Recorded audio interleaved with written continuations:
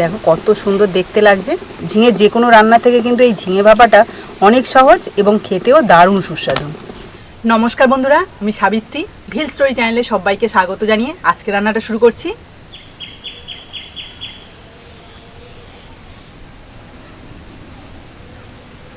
ঝিঙের ভাপা বানানোর জন্য এখানে আমাদের গাছ থেকে একদম টাটকা তাজা কয়েকটা ঝিঙে নিয়ে চলে এসেছি। এই রান্নাটা কিন্তু একদম কম সময় এবং কম উপকরণে বানাবো, খেতে অসাধারণ লাগবে। আর এই ঝিঙে ভাপাটা সম্পূর্ণ নিরামিষভাবে বানাবো, যাতে তোমরা সবাই রান্না করে খেতে পারো। তো চলো এখন আমি ঝিঙেগুলো কেটে নিই। এই ঝিঙেগুলো আমাদের বাগানের কচি ঝিঙে, দেখতে অত বড় হলেও কিন্তু একদম কচিই আছে। ঝিঙে যত কচি হবে তত কিন্তু খেতে ভালো লাগবে, মানে একটু মিষ্টি মিষ্টি হয়।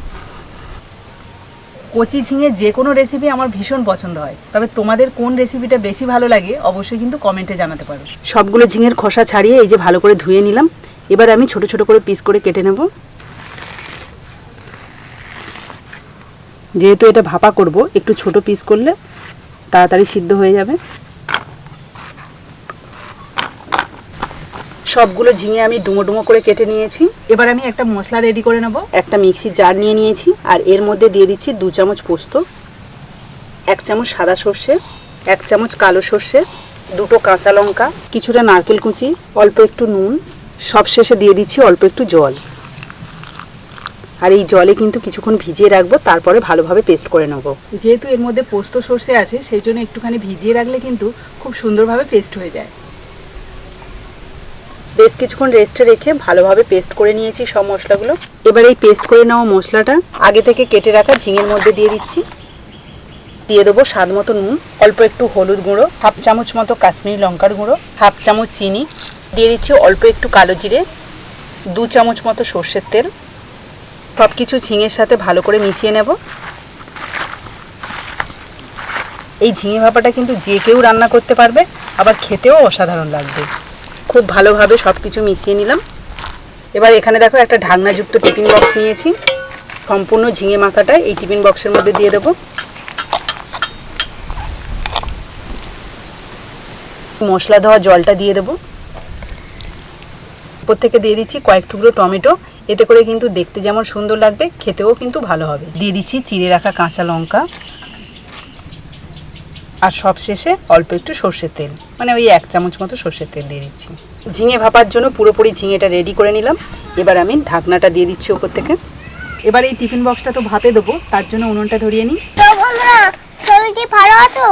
আজকে আমরা কি রান্না করছি বড় তো? আজকে আমি কি রান্না করছি করতে হবে। আজকে আমি মাছের তরকারি করছি। তুমি অন্য কিছু রান্না করছো, আমি এইসব রান্না করছি। তোমরা কি মাছের তরকারি খাও? কমেন্ট করে জানাবে।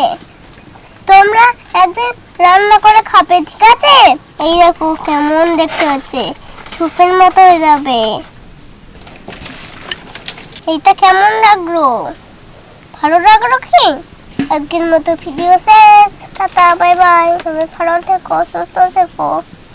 উনুন ধরিয়ে নিলাম। এবার একটা কড়াই বসিয়ে দিচ্ছি। কড়াইতে দিয়ে দিচ্ছি কিছুটা জল। জলের মধ্যে বসিয়ে দিচ্ছি একটা ছোট বাটি। এবার এই টিফিন বক্সটাকে এই বাটির ওপর বসিয়ে দিচ্ছি। ওপর থেকে একটা ঢাকনা চাপিয়ে দিচ্ছি। এবার এটাকে 15 থেকে 20 মিনিট মতো ভালোভাবে জ্বালানি দেব। তো বন্ধুরা, 20 মিনিট পরে ধরে নাম, এবারে এটা খুলবো। তা খুলে দেখাও। এবারে ঢাকনাটা করে দেব। এই দেখো